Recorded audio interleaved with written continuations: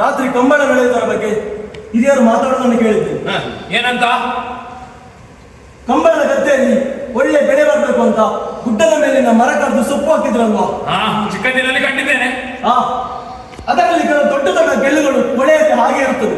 ಅವುಗಳ ಅಣಿ ಕಂಬಳದ ಕೋಣ ಮತ್ತೆ ಕೋಣ ಓಡಿಸುವ ಕಾಲಿಗಿಟ್ಟು ಗಾಯ ಆದ್ರೆ ಹಾಗಾಗಿ ಏನು ಮಾಡ್ತಿದ್ರು ಗೊತ್ತುಂಟಾ? ಕೊರಗರನ್ನ, ನಮ್ಮ ಕೊರಗರನ್ನ ಮೊದಲು ಕಂಬಳದ ಗದ್ದೆಯಲ್ಲಿ ಓಡಿಸ್ತಿದ್ರಂತೆ. ಅದೇ ರಾತ್ರಿ ಕಂಬಳ ಅಂತೆ.